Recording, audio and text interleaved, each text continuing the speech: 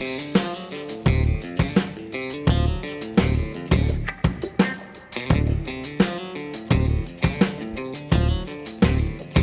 back to KP's Kingdom, Cooking with KP, and today I'm going to show you how I make my new version of chicken Marbella. Quite an easy dish to do. Let's get on with this. It's an old 70s classic dish, and we're just going to amp it up a little bit and make it a little bit more modern. First thing I've got is 1 cup of white wine. That's going into a bowl just like that, and half a cup of red wine vinegar that goes in as well.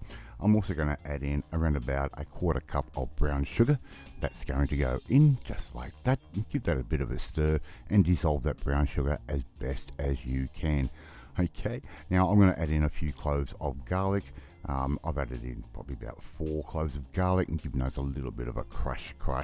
I put those in, and I'm also going to put in about half a cup of dried dates, which I've just given those a quick rough chop and put those in. Now you can use prunes, which is more traditional, but I'm going dates for something a little bit different. A good glug of some olive oil, and I'm going to add in some chicken drumsticks and some chicken cutlets. I'm going to put those in.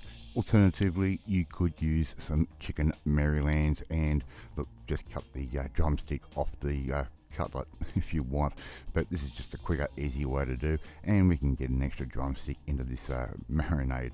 Alright, I'm going to marinate those overnight, skin side up, and look, I haven't got it on film, but I also added in about half a cup's worth of pitted Kalamata olives. Traditionally you would use green olives, but we're going some Kalamatas. Alright, baking tray, a little bit of oil. Right, we're just going to smear that all over, and that's just to stop things sticking.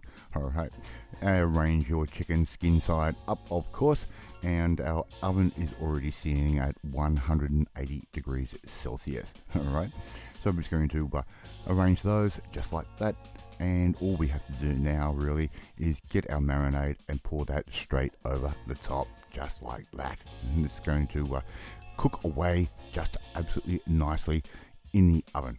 Alright, now basically I'm going to cook those for around about 30 to 40 minutes, alright, until they go brown like that. Right, so far so good, and not a lot of mess has been made. Alright, so all I'm going to do now is I'm going to remove those pieces of chicken and put those aside, and I will probably cover those with a little bit of aluminium foil just to keep them nice and warm. So we're going to put those in a warm spot. Now what we're going to do, we're going to reduce down that marinade and sauce. Alright, so just thicken it up, just reduce that by at least half, maybe a little bit more, until it goes a little bit syrupy. And you can see here how the induction cooker works and how it pulses its heat through the dish. Alright, arrange your chicken on a plate. You can serve this up in the middle of the table and let everyone else just help themselves, or you can serve it up individually on anyone else's plate. Alright, it's a good share dish, this one, really easy to do. Alright, thank you so much for watching this video. I really do appreciate it, because this video is really easy to do. Alright, if you like this video, hit that like button, gives me confidence. It should make you feel warm and fuzzy too. Don't forget to hit that notifications bell. You'll be notified every time a new video goes up. And please share this video with all your friends on all platforms of social media. We are trying to get number KP's Kingdom out there. Don't forget to leave a comment. I love reading and I love responding to them, and I do respond to all valid comments, not spam of course.